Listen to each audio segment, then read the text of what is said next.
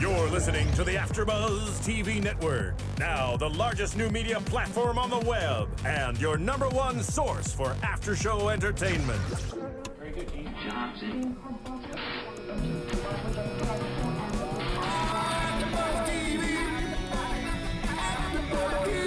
From Los Angeles, California, and Maria Menounos, and streaming live thanks to Akamai Technologies, this is AfterBuzz TV Spotlight On. Spotlight On is a long-form interview series featuring actors and TV personalities. And now, from the world's #1 TV after-show platform, this is AfterBuzz TV Spotlight On. Hello, everybody. Welcome to AfterBuzz TV Spotlight On series. I'm your host, Marissa Serafini. Today, I have with me a very special guest. She has had breakout film roles such as Zinnia on a Top and GoldenEye, and part of the hugely popular X-Men and Taken franchises. She has made several TV appearances on Ally McBeal, Nip Tuck, and now Hemlock Grove, which season 2 is now available for instant streaming live on Netflix.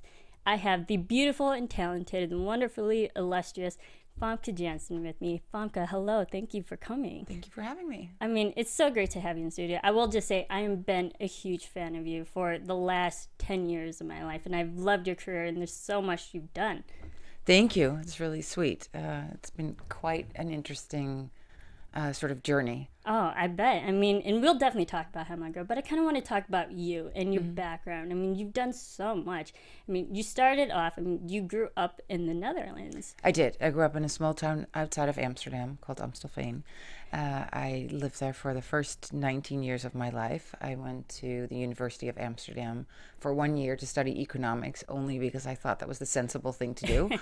I was discovered on the street by a modeling agent, and they offered me, to come in and said I would make a great model, and I just never had any aspirations, and it seemed maybe shady to me at the time, and I wasn't really sure, but the longer I was at the University of Amsterdam studying economics, the more I realized it really wasn't what I wanted to do with my life. So I decided to take the chance and meet with them, and it was actually, at the time, the most famous Dutch model had opened an agency of her own, and so it was really reputable. I met with them, and from that moment on, my career as a model just took off.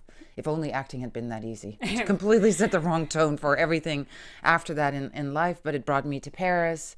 I worked nonstop in Paris, and then I kind of, worked all over Europe for a while until I came to the United States and lived in New York and worked there as a model until one day I said, I want to really start thinking about what I want to do with the rest of my life, which is not modeling. I didn't want to be like that milk carton in the refrigerator that passed the expiration date, so I wanted to be ahead of that. And so I then went back to school again, which always seems to be the good escape. You went to University I went of Columbia. to Columbia, yeah, in Columbia University in New York.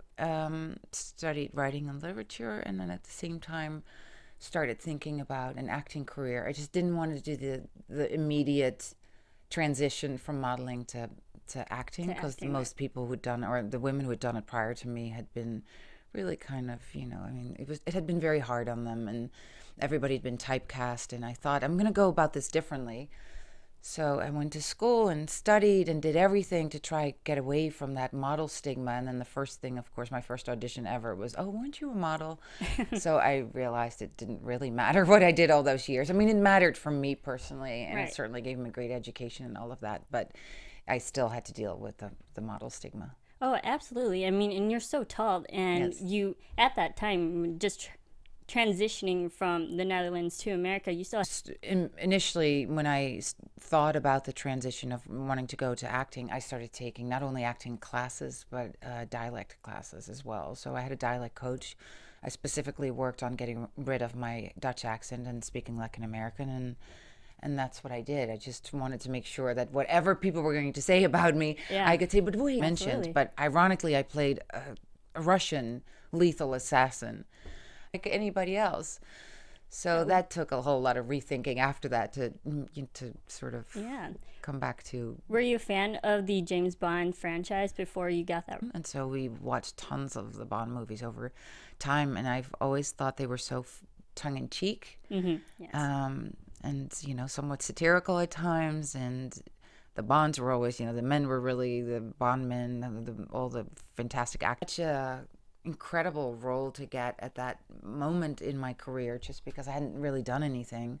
I mean, I did a small independent movie. It was the first thing I ever did, called Fathers and Sons, with Jeff Goldblum and Michael Imperioli and a whole lot of people, but it, career, and you did so many other films after that, and you worked with some of the greatest directors, like well-known Academy Award-winning directors. What was it like working with those kinds? Following, there was probably a 3-month stint or something where I didn't work, but after that I was very specific about the parts that I wanted, the types of movies I wanted to be involved in, and they did not come automatically at all, because the moment you come out as a Bond girl or whatever your whatever title they want to get, there's a total stigma to it, and then add that to the models turned actress turned Bond girl stigma, so that didn't help industry.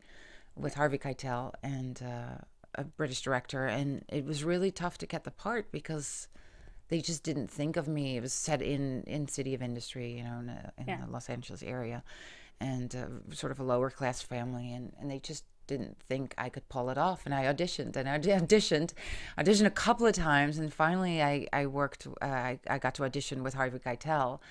And I think I had to come back yet another time, and then I scored that part. And so it sort of started that way, from doing little parts in different independent films to try to get away from the stigma, and only to find that later on I was going right back to it. But in the interim, I did get to work with Woody Allen on Celebrity, with Robert Oldman.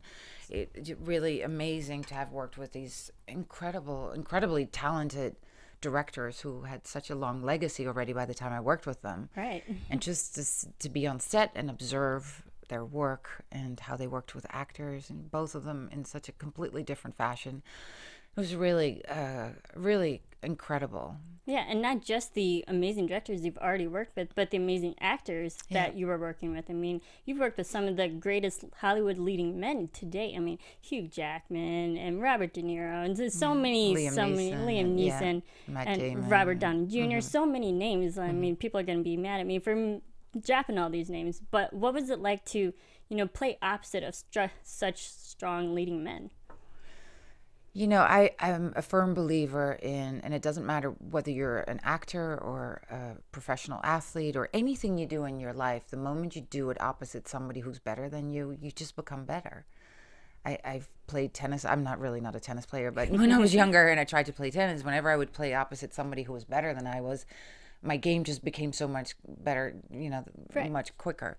They elevate you. They totally elevate you. And so that has happened over the years, working with some of these great, gifted actors. I just looked in their eyes and I just thought, okay, what they're doing is real, and I'm just going to try and be in the moment and work and see what happens. Yeah, and you've also had a nice career in television as well. I mean, you've had... Not much. I mean, that's really limited. Yeah. You said Ally McBeal, but I think that was an episode or something. It's really, the Nip Tuck was one season. Definitely. Yeah, so I mean, that was your role as that transgendered male Ava Moore. I mean, that was iconic, and you even won an award for that, the Hollywood Life Breakthrough Artist of the Year award. Yeah, that was a really great part, and Ryan Murphy is an incredible man and showrunner and director in his own right. And so working with him and seeing what television, to me, it had a certain stigma, but working with him and seeing how he operated, how involved he was in every part of the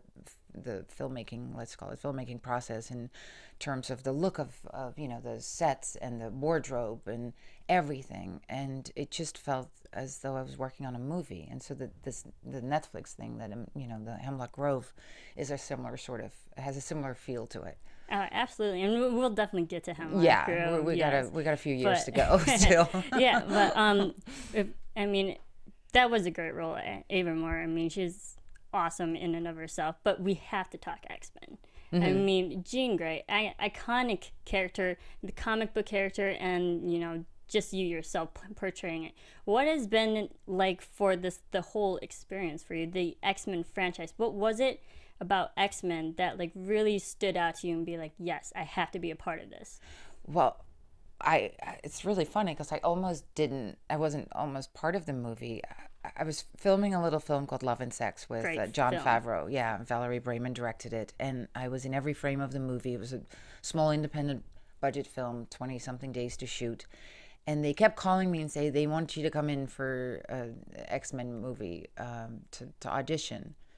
And it sort of was in the back of my mind, and I was so involved in this part because it was a comedy, and I hadn't been able to do comedy yet, and I just loved working with Val, and I loved working with my co-star, and it was just, the whole thing was fantastic. And so finally, when they kept bugging me, I thought, X-Men, what is this X-Men thing? I didn't read comic books. I didn't know anything about it. And then they said, Bryan Singer is directing. And so right away I thought, oh, wow, Bryan Singer. I mean, at that moment, he was a really well-known independent filmmaker. So finally, on my one day off, because I think we were shooting 6-day weeks, I decided to go and audition for this. And, you know, the rest is history, of course, because I ended up getting the part. And at that point, I started reading the comic books just to understand the legacy. I mean, this thing has just an incredible following over the years of, Yeah, it has blown up. And I mean, just this year, but Days of Futures Past, it just crossed the 3 billion mark. Yeah, it's amazing. I mean, that's amazing. And all the cult following, the people that, has the reaction been like for you? Really great, all very positive, I have to say. It's just, and also to score the part of Jean Grey, who then transitions into the Phoenix and somehow has these powers to keep coming back from the dead. Yeah. Every single time we think we've seen the end of her, she finds a way to come back in dream sequences or as a secret appearance or whatever. So it's actually just been amazing. And the fact that I love the way Bryan Singer put that movie together. He was very clear from the beginning. He did not want to make another sci-fi movie in the way that any of those films had been portrayed in the past, the comic book adaptations, where it was this otherworldly kind of feel. He wanted to make it realistic. He wanted all the actors to really be grounded, and they just happened to have special powers, but they were ostracized by the society they lived in. They were different. They were outcast, and that was his main focus, and that's really how he directed all of us to be in the first movie, and that set the tone for the rest of those films. And then he ended up casting all these great actors like Patrick Stewart or Sir Patrick Stewart now, I think, and Sir Ian McKellen, all the Sirs in the, you know, and just this incredible cast of really gifted actors. And so they came out with this movie, which was different from what we'd seen in that genre before. Yeah, it's amazing. And I think the great thing about X-Men is that they touch upon all the social issues that are still happening today. You could take these movies and place them any time period, really. And also the right for human rights and social equality and human equality. I find it fascinating. Discrimination, you name it, so everything. Many people can relate to it. And that's what I love about X-Men. And there's so many different people that it can speak to. Yeah. But, I mean, going to X-Men, I mean, I love those films. And then watching Days of Futures Past, I was like, Jean Grey has to live. She has to live. And I mean, what's it like knowing you have to keep big secrets like that? I mean, do they hide you in closets or anything? You have to keep it unknown? I'm very good at keeping secrets. I'm a Scorpio, and anything you want to tell me that you don't want anywhere to go, just bring it to me, because I am really good at it. So that wasn't very difficult. The only thing was getting us in and out of airports while we're working. But the good thing for me was that I was filming at the same time in a northern part of Canada, and I didn't go through any of the big airports on little planes to get to it. So there wasn't much danger in me being seen anywhere. Oh, that's great. Discretion. Yeah. Discretion. And that was, Bryan said, if this is going to be leaked, we're not going to see the scene in the movie because it won't work. He really wanted the surprise element. And I've seen it now with audiences, and the moment that they introduce my character and then Jimmy Marston's character is really just a great... It was a great moment. Yeah, I was so happy when I Mm-hmm. watched it on screen. I was like, yes, this movie is done. Yeah, it's made for me. So, I mean, and I'm so thrilled that Bryan Singer was back to direct, because absolutely. He started and this was the best one he's ever done, I think. I mean, in my personal opinion. I mean, any more appearances from Jean Grey in the future? Do we know? I don't know. I mean, and this is honest now, because I really don't know. Now I don't have to lie, thankfully, for the first time. But the way it's set up, anybody can come back, but it really depends on what time frame they're going. If they're going to go back into the past, we're going to see a younger Jean Grey, in the way that we've seen the younger Magneto and a younger Professor X. And yes, I will be very sad. I'll be excited to see who is going to play Jean. But of course, I will be sad that I'm no longer part of it. But hopefully, there's still something that I can. You'll always be a part of that franchise. I hope so. It's been fun, and I really love all my co-stars. I love what it's done for people. The success, of course, it's been great for everybody involved. So I'm proud to be part of it. And you've done other stuff. You went to school for creative writing and literature, and so you wrote and produced and directed your own feature film, Bringing Up Bobby. I mean, that's such a great feat in and of itself, and filming that in 20 days.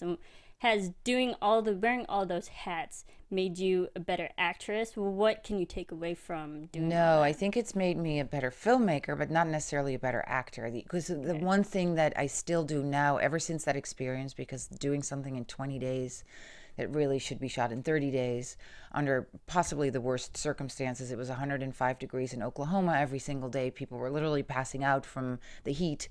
And we couldn't afford air conditioning. We couldn't afford proper trailers. So we just didn't have all the amenities you want to give to your actors. And we just had to muscle our way through it. And it was complicated. We lost money before shooting, and they call it guerrilla filmmaking for a very good reason. But the big thing that I learned, because I wasn't only director and writer, but I also co-produced it with somebody else. So it was really about time is money, and the moment you don't make a scene, you're going to have to cut it out of your screenplay. And so that's never left me. And the first thing back to acting was Hansel and Gretel Witch Hunters. And I had to be in prosthetic makeup for 3 to 4 hours every single day.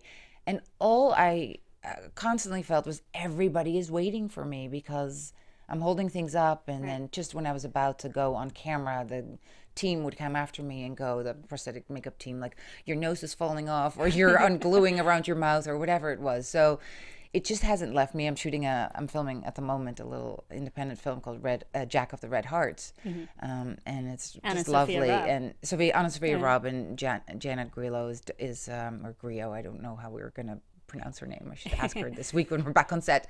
She's directing the film. She's lovely and wonderful. But again, I mean, we have midsummer New York, no time to shoot it.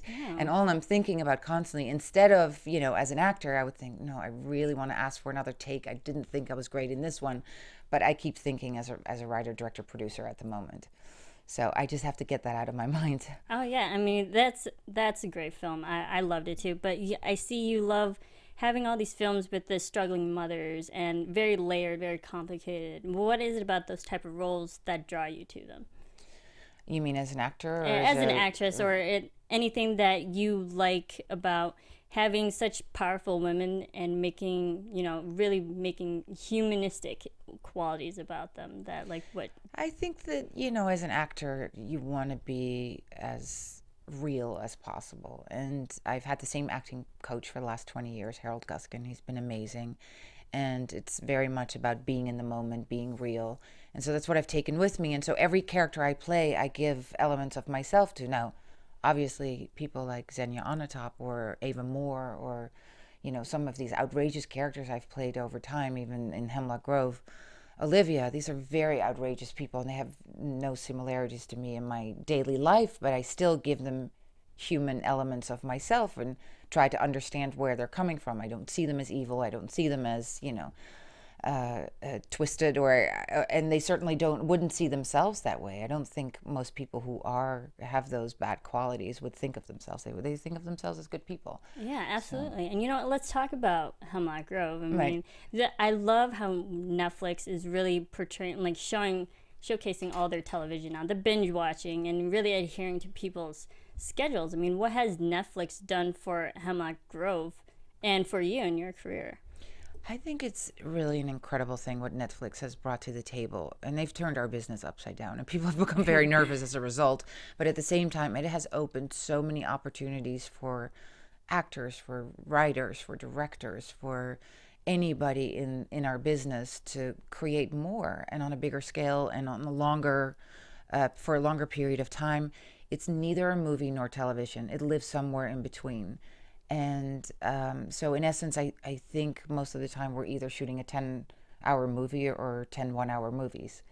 because we don't need to live by the same rules that regular television has. We don't need to have a cliffhanger at the end of every episode. We don't have commercial breaks. We're just, people can watch it at their own leisure, which is fantastic. Somebody like me and the life that I've lived, I've never actually been able to just tune into a television and watch and follow shows because I just travel too much and I'm never home. As a result, I don't even have a television. Oh, no. So this is the perfect way for, and it's clearly I'm not alone. I mean, this is how people like to watch now. They want to come home at night or on the weekend, and whatever they're in control in the way that you're in control of when you read a novel. You decide when you pick it up, when you put it down, how many pages into it you want to go for that session. That's really what it is. Yeah, I mean, I binge watched it myself, and I loved this season. I mean, your character Olivia. I mean, this will be very spoiler heavy. So if you haven't seen the show, pause, go binge watch it, and then come back, unpause this interview. But I loved it, and your character Olivia. There's a lot of more character growth throughout, and we finished the season where her tongue got bit off, but we start this season. With her recuperating and doing treatments and physical therapy. And were there any new, coming the second time around, was there any new challenges you had to face for this character? Yeah, because in essence, it's, you know, we did a real twist with the character. She went from, you know, being very specific kind of, you know, she had an affectation. She spoke in a very specific way, which was inspired by movie stars from the 20s and 30s.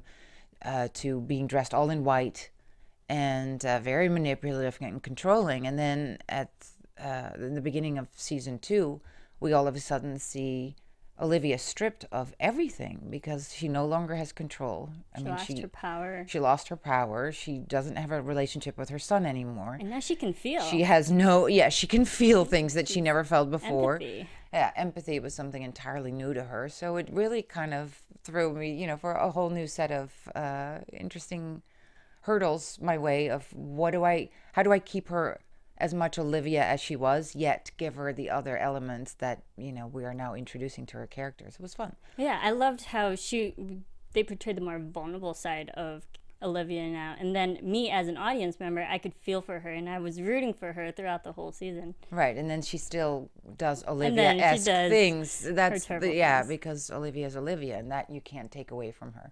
Yeah, absolutely. I mean, you also sang a lot in this season. I sang this season. I had to do, there's all sorts of, and I spoke French. Did you see that? That was me. I did see that. I mean, you are multilingual. Yes. Do you still speak French? I love speaking French whenever I can. So it's one of those languages that is absolutely beautiful, but like any language, you need to keep it up. You need to keep practicing. So I haven't, you know, last year I was on the jury at Deauville Film Festival, so I got to speak French with everybody else was French on the jury except for me. And they spoke French. They really switched to English, so I had to. So I hope, back. Yeah, it comes back, but I mean, it's not good enough to do it only once a year for a short stint. So I really have to keep it up more, and hopefully one day I'll act in French in a movie. I'm acting in a Dutch movie next year, so I get to speak in my native tongue. That's excellent. With Olivia, in season 1 she wore all white gorgeous gowns, but in season 2 she's actually wearing normal colored clothing. I mean, they're earth tones, and she's still, you know, fairly fashionable and specifically tailored kind of clothing and look. But we just went for a different color palette this time, more what you're wearing. Oh, like yes, absolutely. Very earth tones. I mean, what was the cast like? I mean, via Twitter and Instagram and all the social media platforms that we have, and we can see, it seems like all of you get along well. I mean, that's really, this is so foreign to me because I don't have a Twitter account. I don't participate in any social media. So please tell me what I don't know then. What happens on, what do they talk about? Yeah, I see a lot of behind the scenes group shots together, and it always looks like you guys are so happy together and just having fun. I mean, it's great to have like a great cast and production crew together that really are working together to create something amazing. And I mean, I love it. And you don't have a website, but you do have charities and stuff that you're a part of. Yeah, I'm a big supporter of PETA, always have been. Because I'm such a strong animal lover and have been for a long time. Started even with me wanting to become a a veterinarian when I was little. I've just always very, very much been obsessed with animals. And Green Cross International I'm working with at the moment on mostly water-related topics. I mean, water is really the big problem that we're all going to face in whatever capacity in the future, whether that be droughts like in California, you're living it, or flooding, or, you know, as we see these major storms that we're having, and wars that are erupting over water shortages and water sharing that's supposed to happen, and all of that kind of stuff. It's a very complex subject matter, but one especially, I think, because I'm Dutch and we grew up in, I mean, I grew up in a country that has fought back the water for centuries now, and so it's very much part of our you know, our genetic makeup is dealing with water-related issues. I mean, that's great, and I love how you're such an advocate for such strong global issues that everyone should know about, and it's I mean, it really is an admirable trait.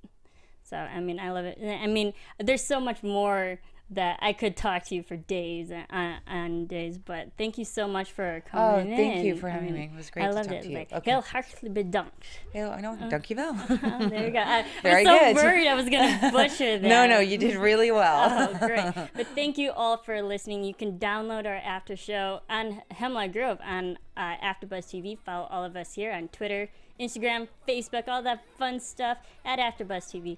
Again, Famke, thank you so much. This is literally a dream come true for me. I mean, if someone told me that I would be interviewing Famke like 10 years ago, I would not have believed it. So seriously, thank you so much. Well, thank you for having me. Thank you all for listening, and we will see you next time. From executive producers Maria Menounos, Kevin Undergaro, Phil Svitek, and the entire AfterBuzz TV staff, we would like to thank you for listening to the AfterBuzz TV network. To watch or listen to other after shows and post comments or questions, be sure to visit AfterBuzzTV.com.